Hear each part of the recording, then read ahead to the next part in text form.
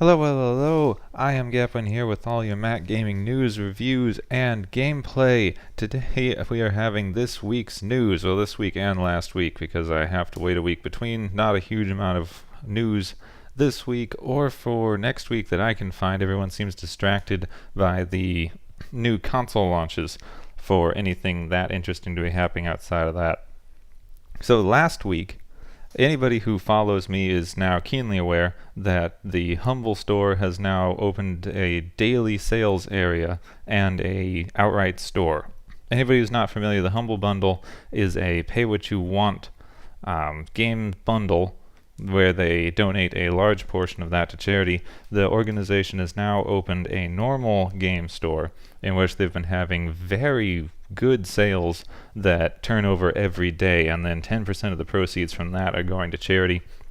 I've been posting the sales on the Mac Gaming Reddit every day, so check there for more info.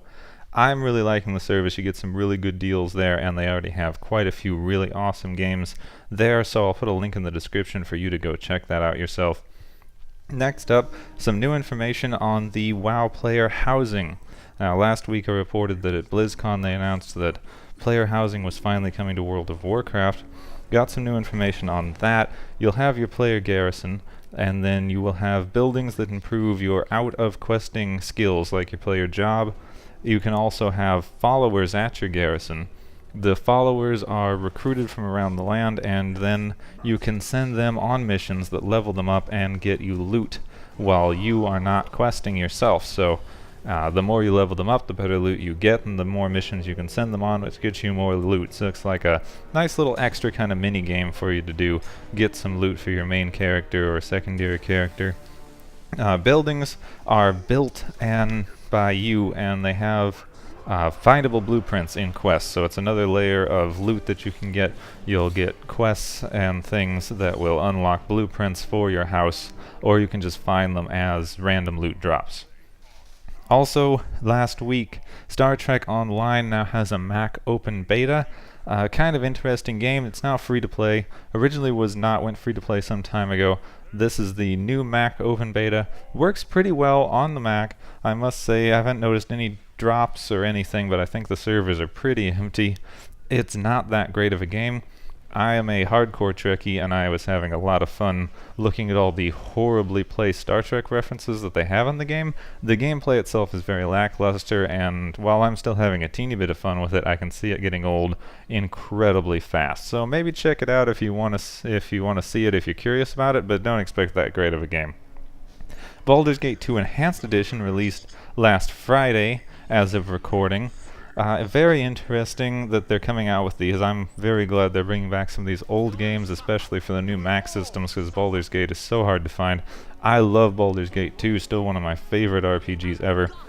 It is $24.95, only available through their store. I'll have a link to that in the description. The Steam version is only Windows for some reason. They do not like to put the Mac version on Steam of either Baldur's Gate or Baldur's Gate 2, the Enhanced Edition. I don't know why.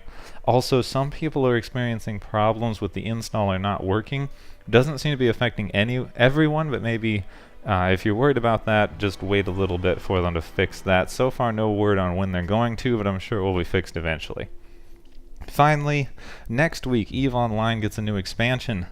EVE Online, the incredibly popular space MMO, is getting new mobile structures, which is the first time you'll be able to build structures in the game, including a mobile base, some repair sites, gives players a lot more flexibility with their fleets.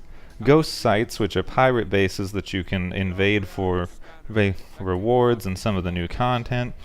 There's a new frigate and cruiser class ship, new combat tactics, and improved warp physics, and some general rebalancing. So, apparently, I do not play the game, but according to the website, some Steam users have been having trouble with the new patch. I don't know if that's going to be fixed yet. I have no word on whether the new patch is going to fix that, or if people are still going to have trouble if you've been having trouble. But no word on that. It looks like they're looking into it. I think that EVE has always been very good trying to get everyone who is online to make sure they can keep playing the game.